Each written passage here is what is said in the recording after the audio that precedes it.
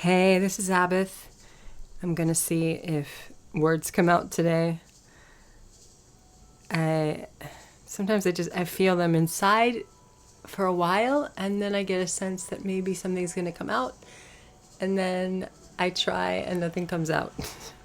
But I have felt like it would be good for me to try to put into words some things about the last year, because on the 13th of July, that was I guess you call it the anniversary of when this process hit the apex. And the 13th of July last year was when I couldn't get up off the floor. And I just was either shaking or kind of feeling like I was going to faint and fighting that. And it just was like that for days and days. And I didn't know what was happening. It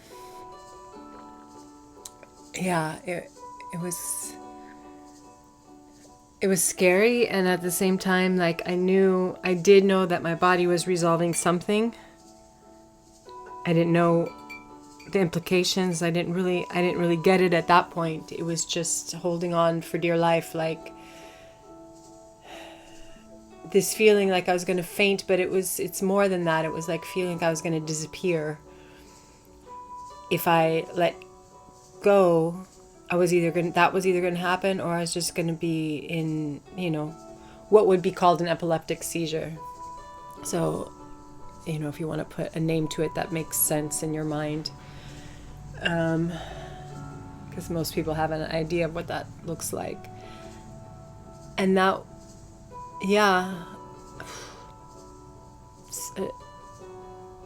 I don't have a clear timeline in my mind, but I just remember it just being scary and not really knowing, and just feeling like there was really only two people I was talking to about it.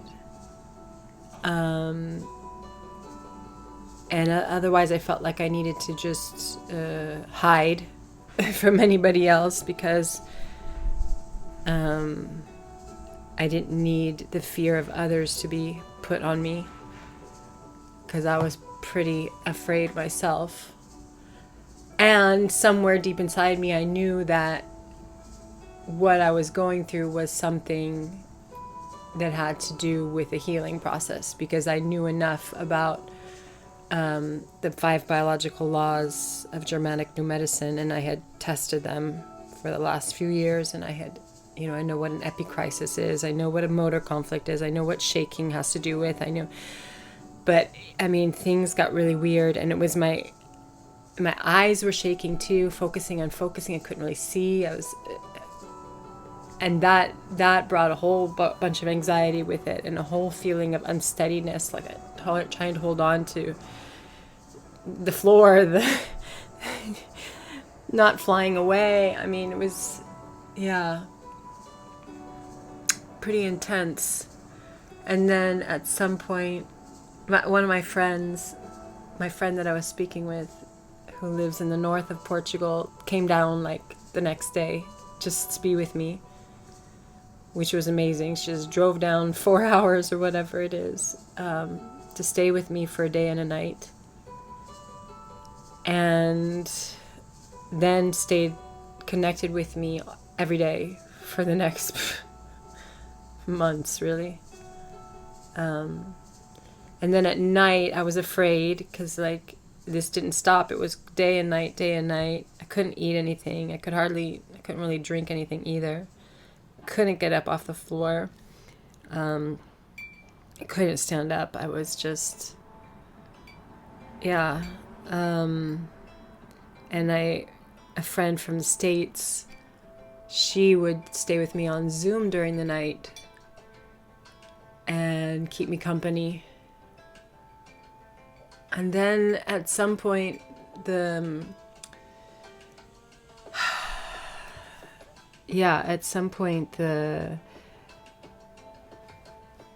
it was when my diaphragm really started shaking, and it made breathing kind of difficult. And I started feeling the left side, like a lot of fear around my left side, around my left ribs. Yeah, this is how I started getting the clue. There was something that had to do with the fall that I took in 2020, because at that time in 2020 I fainted and fell, complete dead weight on my left side, leg, ribs, arm, left side of my face. And I just started to get a clue into that. But at the time I was really scared, because and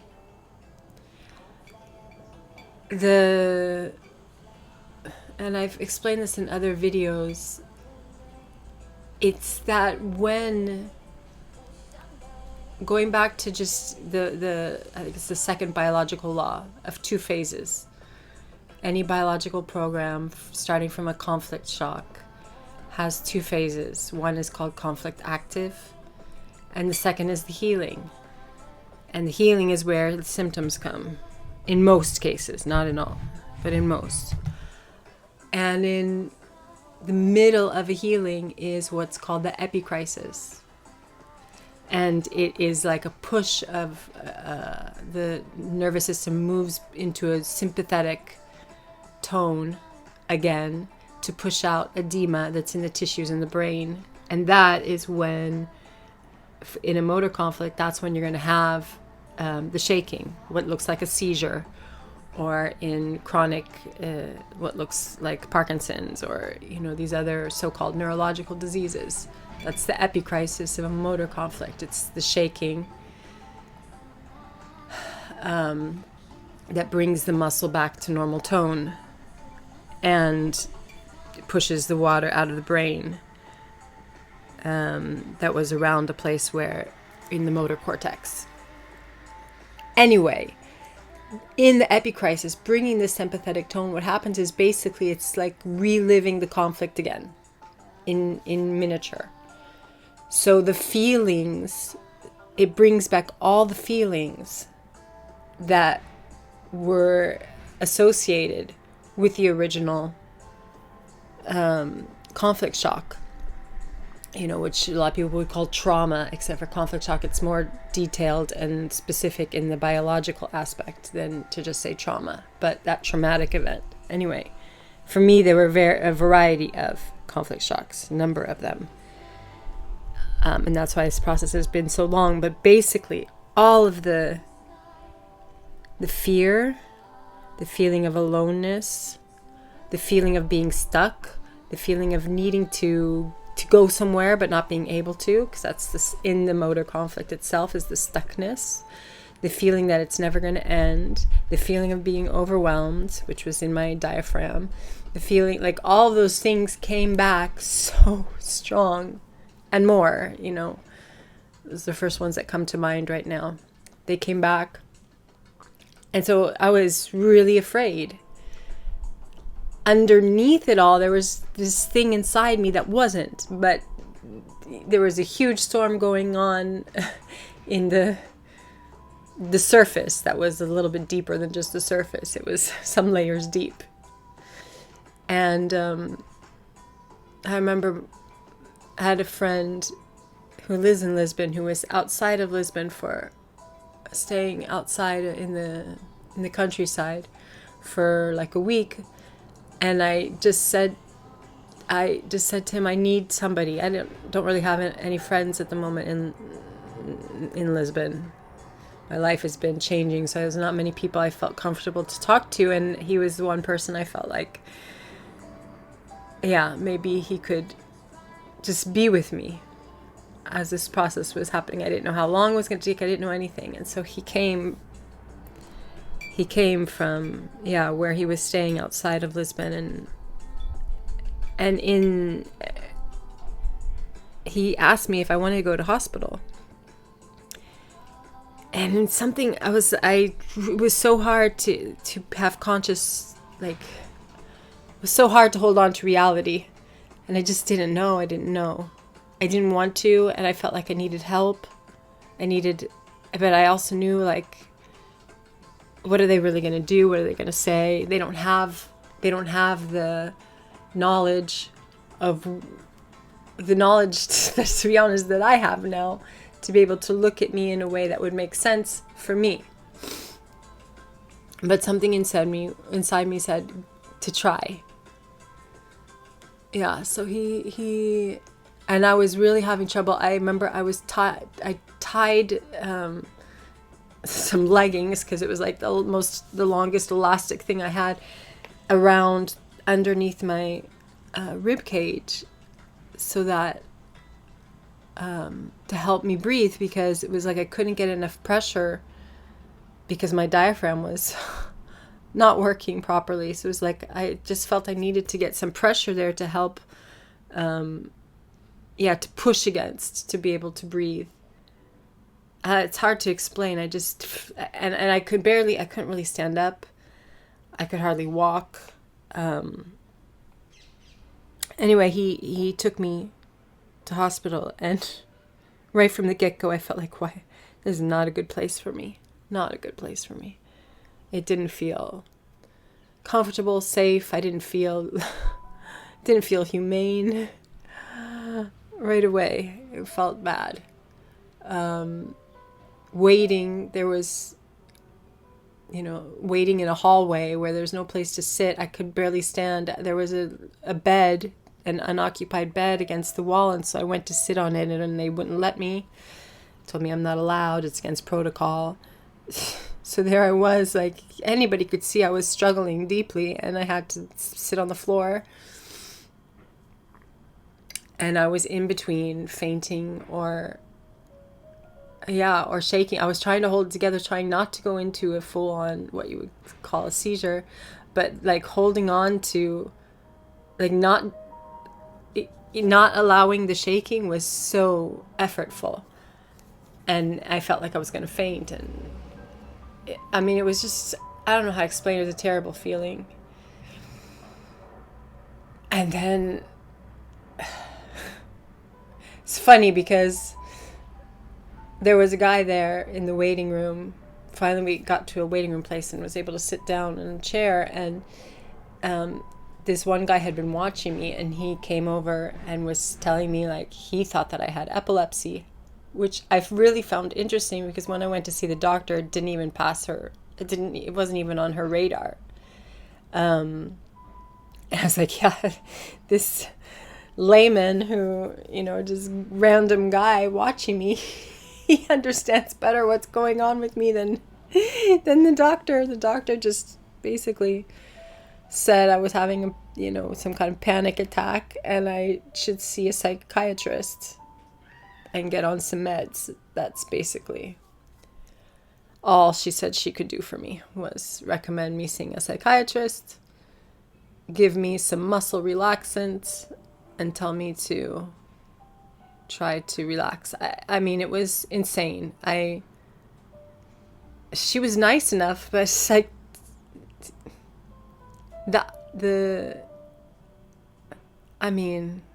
what can I say?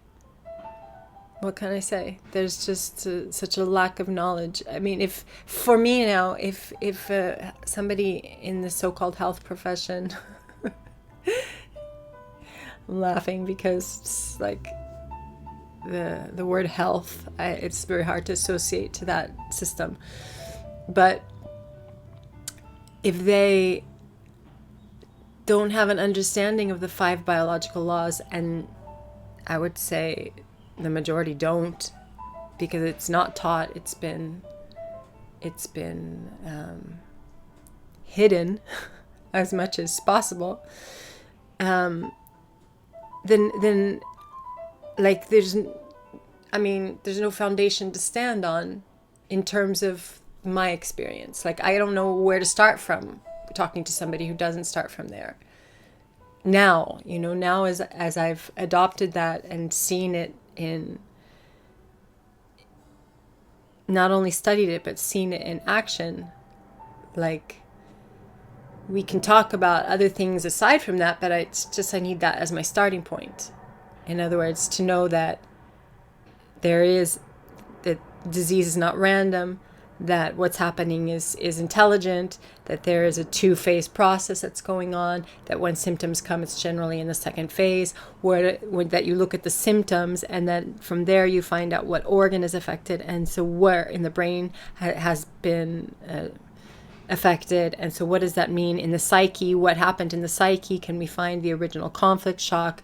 And then you look at how to support the body in what's going on. But like, if the current system doesn't have any of that as a foundation. And so I realized, like, yeah, this is not a place for me. It was like I had to do the trial and error thing of, I'm going to try it one more time. I'm going to go to the hospital because I feel like I need something. I don't know what. I'm not able to breathe very well. I feel like I'm just going to fall.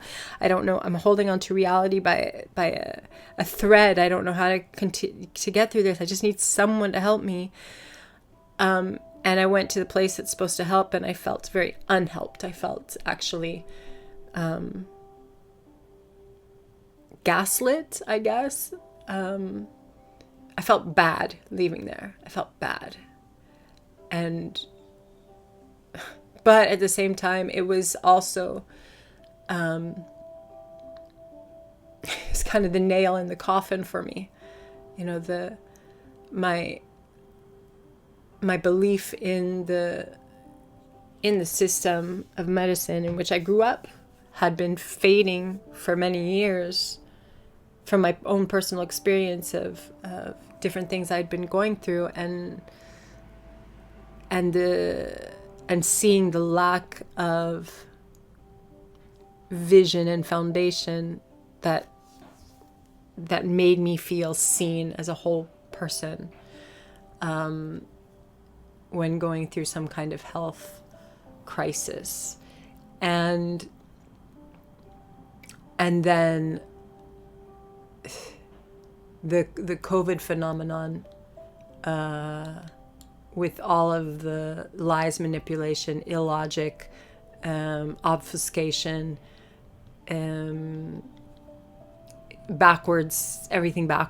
everything insane, that really made me flee from the system, which is what actually led to me investigating and finding Germanic new medicine in my investigation trial, and finally hitting on that and finding, okay, this is something I can stand on. This is something that makes sense to me logically. And so going to the hospital that night was like, it was just a validation of my distancing myself from the system. I was like, yeah, I do need to distance myself from that system, because the majority of it is not helpful. Now, if I had broken a bone, if I had like a broken arm or something, then they could help me, like resetting it or whatever, like an orthopedic surgeon. Like, that makes total sense to me. That's where the system for me can be very useful. Deep gash or deep wound, I don't know, that needed to be sewn up or whatever. If I had been in a car accident and had, something like this, okay, but for any other process of what's called so-called disease, the majority of it, for me, it's stay far, far away from the system, far, far away. So yeah, that night was a reminder to me. And then, so I told my friend, let's just get out of here. And he took me out to the country, and I stayed there for some days. And that's when all the memories started.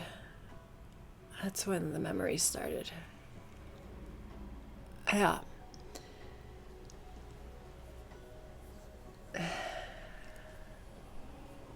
I'm just kind of remembering that time there, like,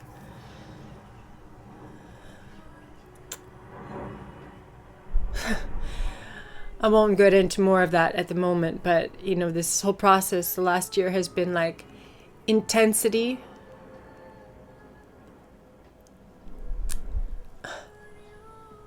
Oh God, sometimes it feels so never ending. Intense, and then like it lets up a little bit, and then and I think it's finishing, and then it gets intense again, and it feels like, oh, maybe it's finishing, and I just get layers and layers and layers and layers and layers and layers and layers. And so, I mean, now a year later, I see the logic of, okay, if it feels like it's letting up when I'm in between layers. And that's as soon as I hit like another layer of the tissue that unsticks, that starts moving again, then it, you know, gets intense again in terms of different types of tremors and shaking and spasms and other things too. So it's like a deep relationship with this process of watching it and learning about it for the last year just by watching.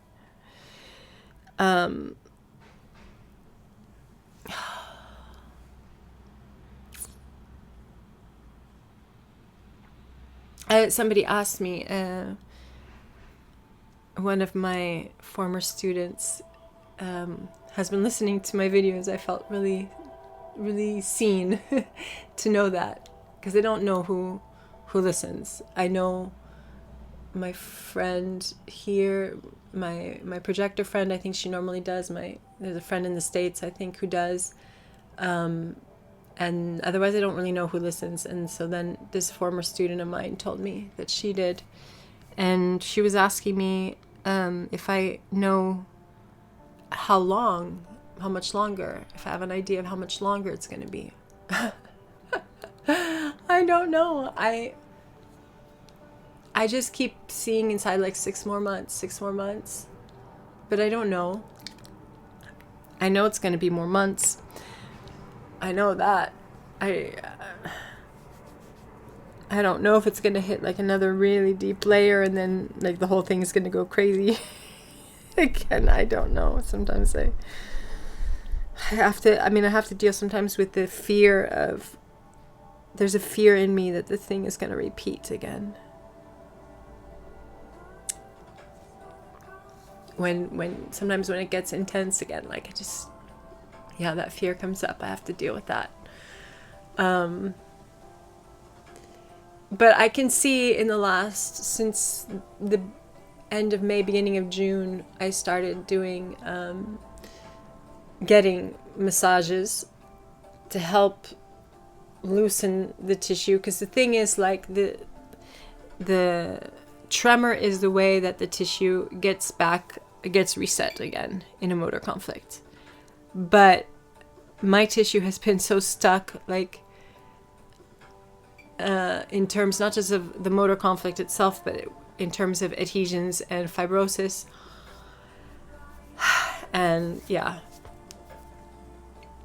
I'll just say it like that, like adhesions and fibrosis in between, like muscle fibers and the fascia and everything, that sometimes it's hard to move. So then it's like that needs to melt, so to speak, break up, melt, separate. What I do is, what I feel is like the muscle fibers separating.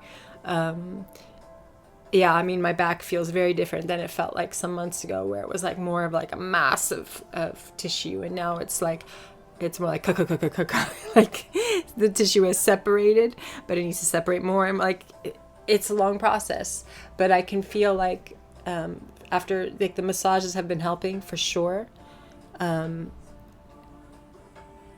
Sometimes we get into like a trigger point, we'll release, and then like boom, it gets super intense with shaking, and like the other day, the memory of my fall when I was baby, because that's one of the motor conflicts too, is I fell off a bed as a baby, and that's stuck in my tissues as well.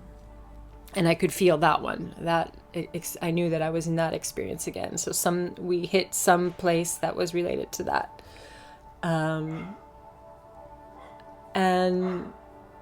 anyway, that, and I've been doing gyrotonic movement sessions, which is helping with the mobility, which also helps the tissue to move. And then like I'll do a session and then I'm like, the rest of the day it's like super intense spasms because it's opened up more movement. And so if you think about it, like getting the movement is resolving the stuckness. In resolving the stuckness, we need the tremor to reset the tissue. So the tremor is always going to happen. It's not about these things making the tremor go away. It's actually about these things helping to move the process along to promote the tremor so that tissues will get reset. But I can see a huge difference from the beginning of June until now. Like beginning of June, I didn't even want to be standing up very much because it was so uncomfortable. It was so unstable on my legs, particularly with my left leg. My left leg is really having trouble coming back from. For me, it has to do with that fall in 2020, but also other falls that I had previously, because all my life I kind of mostly fell towards my left side, which I think is related to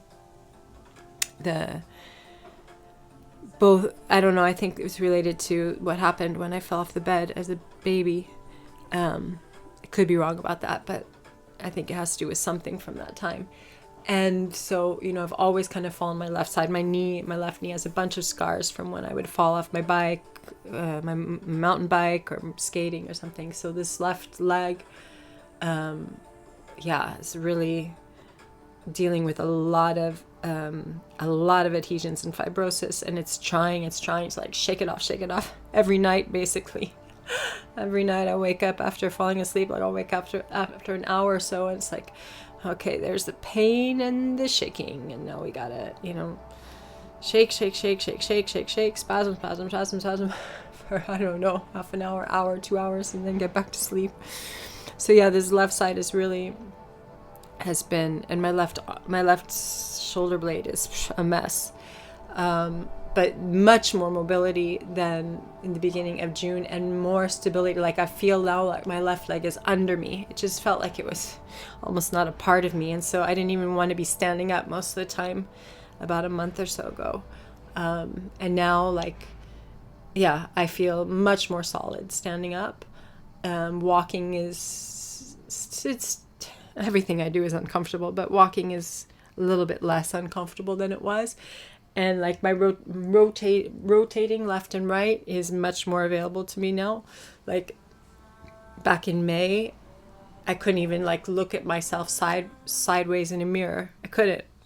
My head didn't turn enough, and then the rest of my body didn't turn. So like that has been big. I mean, I know like in my gyrotonic, my teacher was even saying that he can see that the rotation has improved. A lot of things have improved. You can see a lot of improvement from session to session. So that's been super positive, and I really feel it's helping the process of getting my strength and mobility back. When will I stop shaking? God, I don't know. Because the like epicenter of it all is my cervical cranium, and my cervical spine. And it has to do with the multiple head traumas I had. So I've hit my head a number of times. So when I was a baby, when I was 4, I had a concussion from hitting my head. When I was, I can't remember, there was one when I was a teenager, I don't remember. Then there, like when I was in my late 20s, I hit my head doing like an aerial. I fell doing an aerial move with a partner, and I fell backwards and I hit the back of my head. And then I hit my head on a mirror, the back of my head on a mirror. That wasn't too bad, but it was shocking. And then I hit my head on my left side really hard in 2020. So like I've hit my head more times than you should. And so I actually feel this when I'm spasming in my cervical spine. It's actually going all the way up through my cranium And I feel sometimes it's actually inside. So like the meninges inside, sometimes it feels like that. Like I'll feel it sometimes on the outside, but sometimes I have a sense that it's actually inside. It's releasing, because a spasm is a release. So spasm, release. So it'll be like, yeah. Anyway.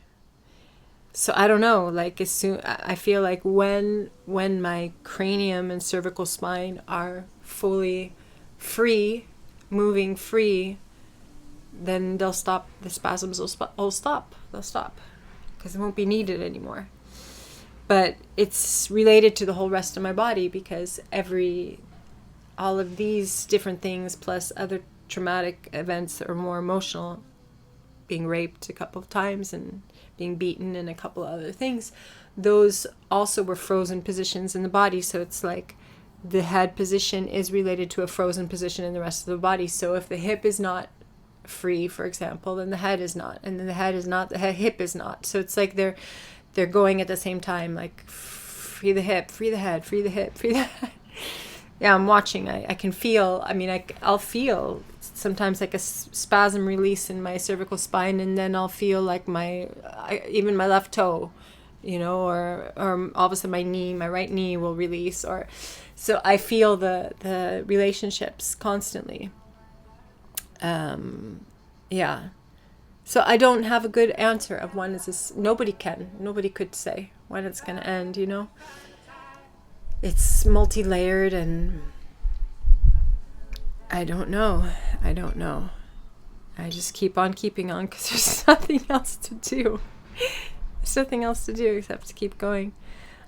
Yeah. I have moments of despair and moments where I feel more hopeful. But I just keep on trucking. What else am I going to do? Yeah. That's it for now. Maybe I'll talk more about the process later, if words come. I feel like I was kind of melancholy this time, but it is what it is. This is just me speaking about my experience, and for whatever it's worth. It's worth it for me to speak and hear myself, so that's enough. All right, take care, bye.